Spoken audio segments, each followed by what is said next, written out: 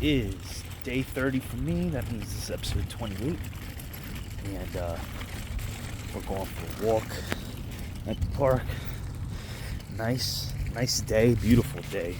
And we're enjoying the walk together. The quote of the day. I'm going to talk about something. I think I've mentioned it slightly on these vlogs and stuff, but not in depth like I will today. So the quote is gonna be, we first make our habits, then our habits make us. Which is a powerful quote, it's a powerful statement, and it's, like I say all the time, it's the truth. Have to be careful about those habits, the habits that you create, because those habits will pretty much predict where you're gonna go in life, what you do. Those habits, once habits become a habit, once habits have been performed a certain amount of time. I'm reading the book about habit right now, Atomic Habit, or The Power of Habit. So I'm getting a lot of insight on habits and learning about how to create habits. But after a while from performing a habit loop, which is the cue or trigger, the activity and the reward, you'll start to crave the habit and you'll start to anticipate it. And once you get to that point from doing the habit, you start to not even realize that you're doing it, which can be dangerous. If the habit's a bad one, it can become a part of you. Now, you can always change habits, but that's why it's a lot easier to avoid bad habits than to break them. So, very important to watch what you're doing and making sure the habits you're developing or what you're habitually doing is going to put you in a better position and get you to move ahead. Now, what I want to talk about with habit relative to the program is how you can start building good habits while doing 75 hard. Most of what you're doing in the program will become habitual, and in order to kind of hack that, understanding habits can help you ease your way into it a little bit, or not ease your way into it, but get the activities and the parts of the day that you're working on, make them become a habit quicker and more seamless. So understanding to put cues in front of you, for example, like I do a morning walk, right? I have my book on the table every morning. I have my list already done, and I've mentioned this before, for what I need to do that day. You want to switch directions? Like going this way? Yeah. And damn, that shit smells like cigarettes. Yeah. Let's turn it off. All right, so I have my book for the 10 pages next to my book with my list of what I need to do this day, that I write the night before. I also have my running shoes by my bed. That way when I get up, I put them on. I'm already in the mindset of I have to do this walk. I have my coffee in the morning, which is another way to have the cue, and I drink the coffee while I read my 10 pages. That in itself is the cue with the habit, and then the reward from the habit or the activity is my breakfast, which is French toast. It's French toast that fits the macros, is healthy, but it still tastes sweet, and that's a form of reward. And by doing that, it's super easy. Me reading the book, opposed to like other times I've done the program or anything like that, it's become a lot easier to get in the rhythm of things and help build that habit. So that's one way that you can use habits around the program to help you navigate and get through the program. I guess that's where I'm going with this. Another way you can use habits is, I mentioned yesterday about goals and small wins I talked about too. But I talked about goals. It was either yesterday's episode or the episode before that. If you have those goals set up prior to starting 75 hard and you start understanding habits and habit loops, you can start making those daily actions that you have to take that I talked about, make those habits so that you can easily, or damn, it's gonna be a raw. It's always a raw episode, but I'm really trying to get the point across. It's a lot easier than fighting an uphill battle, forcing yourself to do these habits, and it can be done, and it is a testament to mental toughness.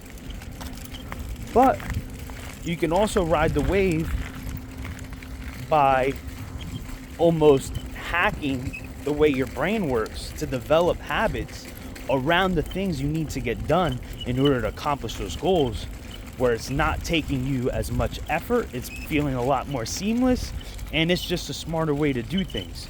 Of course, in the process, there's going to be obstacles. There's always going to be obstacles, and there's going to be hard times and hardships in order to get to where you're trying to get to and produce those good habits. But it's a lot easier trying to do it a smart way versus doing it the hard-headed way. I guess that's in a nutshell where I'm going with this. So understanding habit loops can be crucial and very, very beneficial and helpful when you're trying to develop good habits so that you can catapult yourself to getting into the position you want to be, reaching those goals you want to reach. Understanding habits can help you hack the process and help you a lot. So, with that, I'm going to cut it here, and later tonight on this episode, probably before the gym, I'm going to go into like a tactical guide on how to produce habits, or how to hack the habits, or even change the bad habits that you already have. So I'm going to cut it here, guys. I'll see you guys later, and we'll be talking about that next. Alright, just got to the gym. I'm going to do that habit building guide later on tonight. Gonna get this done and over with right here. Got chest, back, biceps, rear delts, and possibly gonna do traps. They kind of still feel a little sore from yesterday, so I might just save that for the leg day that I'm gonna do tomorrow. As you can tell, it is a little different. It's the same exercise and everything from the program, but I had to split it up and just to catch up that one day, that I had that night job. I didn't finish the workout completely, so I just been kind of mixing and matching to get it to work, so I could catch up and stay on target without spending too much time in here. So we're gonna get started. All right. So, opposed to the typical 2 supersets that I have, which is the if you guys have been watching the series, it's on my arm day. It's an upper body, but it's focused. It's prioritizing arms in the beginning. Like I just mentioned, I had to mix and match to be able to catch up from that one day that I had that night job that I wasn't able to finish the full workout here. Still did my 45 minutes. I actually did more than 45 minutes, but I just didn't complete the workout for that day. But I still pushed hard to be on target with the 75 hard program. But like I was saying, instead of doing supersetting this with the barbell rows like I usually do, and then supersetting the dumbbell rows to the hip for the lat, supersetted with the incline Smith, what I'm gonna do is I'm gonna make all 4 movements solo movements, no supersets. That way I can really push the weight. I really want to test to see what I can get, like a 15 rep range or 10 plus rep range on bench, on regular flat bar bench, since I haven't really tried to go for weight and see where I'm at. I know I can do 225 for 20. On those superset days, I can't because I hit tricep prior to hitting it, so they're already shot by the time I touch the bench. But they're fresh right now. Yeah, I worked them out yesterday, but I haven't worked them today, so it's a more ideal situation. So I'm gonna be able to test this, my barbell row, really push. I'm not gonna push like to go heavy on the incline Smith. I'm really just gonna do that for reps and form and really time under tension, and same thing with the dumbbell row. But for the barbell bench and the barbell bent over row, I'm gonna test to see, obviously hitting form correctly and good tempo, but I'll be fresh and I'll be able to see what my numbers really are on those two things. And then we'll just go from there. I'll keep cutting in and out, telling you guys what I'm doing. But that's the plan for these first 4 exercises. So I'm gonna finish warming up and then boom, you'll see what this says. This time, it's for real.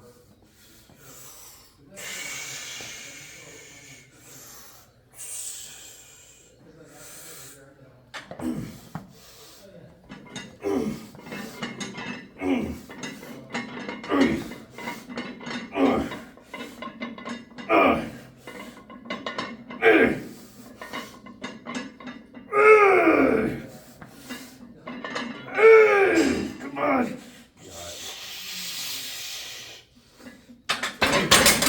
7 and 9. Or 9 and 7. That's it for that. Yeah, not bad. I used to do like 5 of that shit before, so it's not too bad, but. Hell yeah. Especially when you did that 5, you probably said, fuck it, I ain't doing it anymore.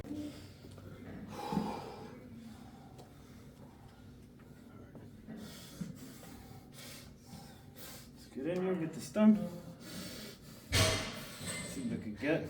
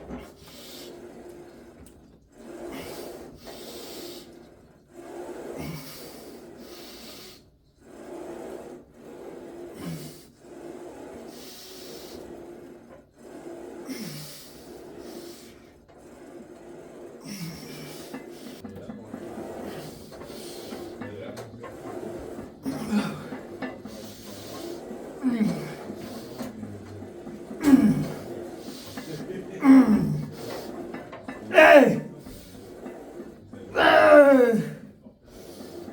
Hey!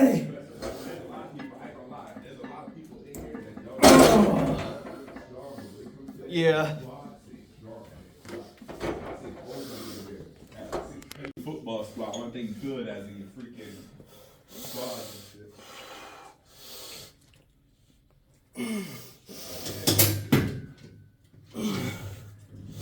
Yeah, I only feel my quads on like high reps, not very heavy.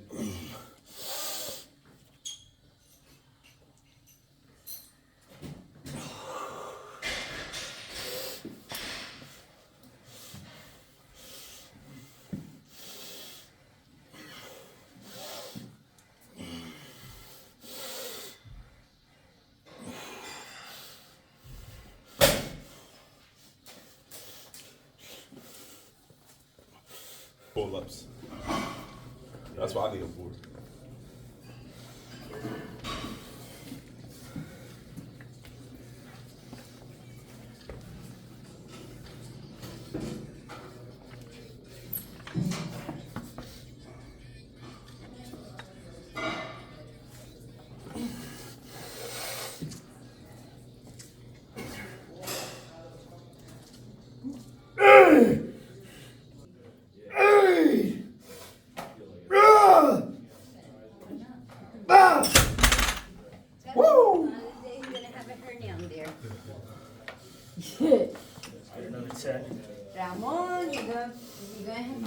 Cam.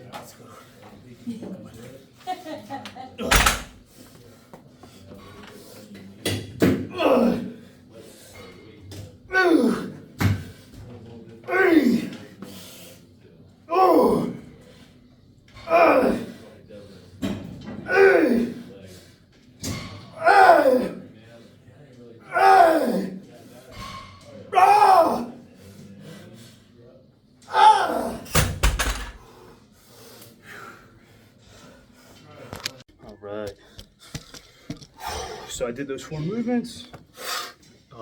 Fucking, this shit was hard. I really pushed them. Now I'm gonna go hit some.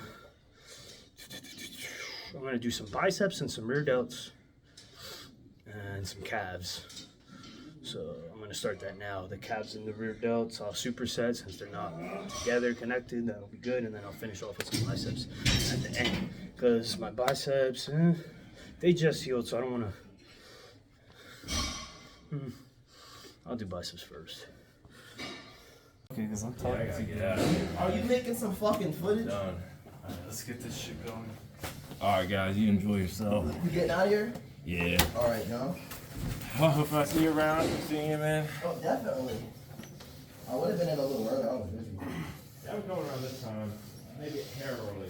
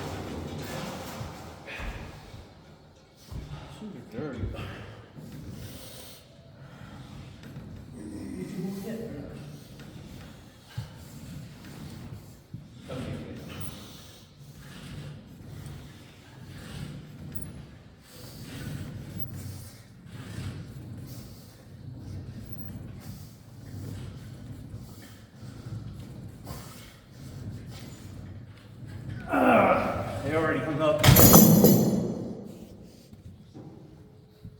Let's see. All right, that was it. Finished up at the gym.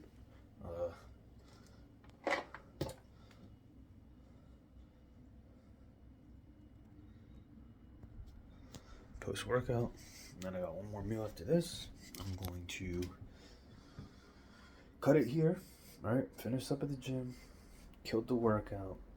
Some things on the workout, like I was a little disappointed on the 275 only for 9. I thought I was going to get 12. Personally, I thought I could have did more, but I guess that's just my body telling me I need to deload. A couple of lifts I was lower, like my curls were lower than what I did last week. My bench was less than I expected. Rows wasn't bad. Delts still felt shot, so I didn't hit the delts. So I left them for tomorrow on leg day. It's going to be rear delts, shrugs, and then just full legs after that. And I'm going to throw a little bit of volume on the legs. But I just did based off how I felt, the feeling. And then after that, I'll be back on regular schedule with the program that I've been doing. So tomorrow, do that. Tomorrow's Friday, so then I have the weekend to recover. I'm going to record the calisthenics this time. I did do the calisthenics like I said, I just didn't record it because the inside of my house is like, it's hard because like in order to work out, it's like I'm all over the place in here. Don't really have a lot of room to do that for at-home workouts. That's why I really don't like at-home workouts. But I'm going to record it. so you guys can see what I'm doing for recovery and still, doing resistance training. So I'm gonna do that, and I'm gonna cut it here, and then I'm gonna get back with after I ate this meal with the habits and what I was talking about before. So see you guys in a second. All right. Gotta be kind of quiet because everyone's sleeping, but I'm gonna try to explain this the best that I can.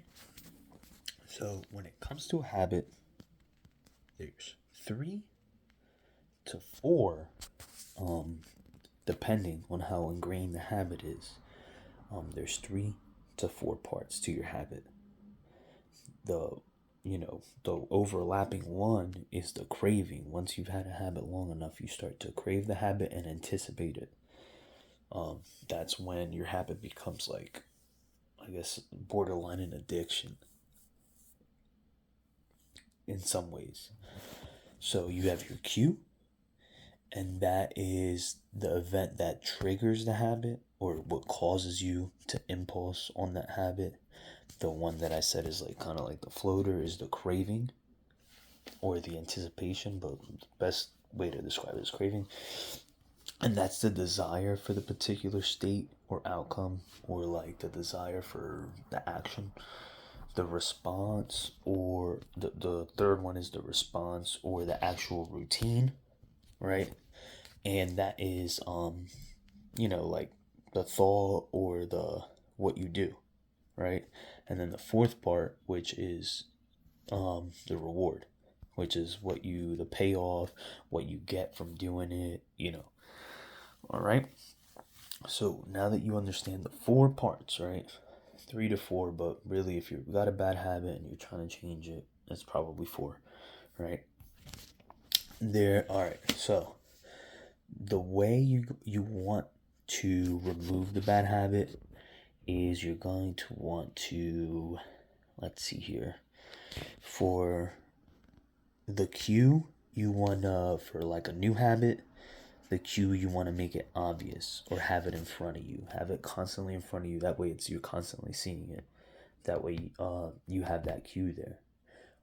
For the old habit, you want to make it invisible, avoid it, try to get rid of it, get it out of your sight. That's going to help stop you from acting on impulse on that routine. All right, so the craving. So you have to make it, if it's a new one or a good one, you want to make it attractive. So I'll give an example at the end, but I'm just going to keep going with this. So you want to make it attractive, and then the bad habits, so the one you want to get rid of, you want to make it unattractive. So your mind is already has the tendency to make that outcome or that routine attractive or like something you want. You have to start rewiring yourself to, when you think of it in like a good way, just try to erase that and be like, nah, and then think of find ways to make it unattractive for yourself. The response on the good habits, you want to make it easy, something easily accessible, or that you don't have to go out of your way for it. Now on the changing the bad habit one, you want to do the opposite. You want to make it hard. A good example would be like diets. You want to get rid of all the junk food. Don't have it in where you could reach it. You have to go out of your way to do that.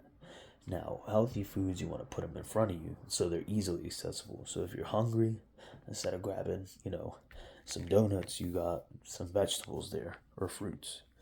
That's an example. That way it's a little easier for you guys to understand. And then the reward for the new one, the good one, you want to make it satisfying, make it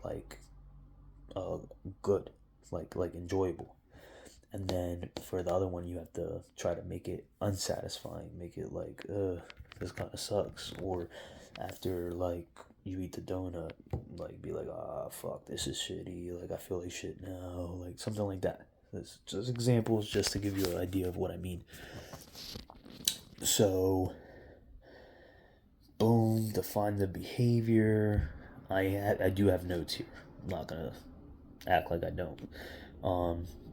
So yeah, you want to define the behavior you want to change. So you have to identify the cue and realize what the habit loop is. You have to try to figure it out. what's causing you to do XYZ.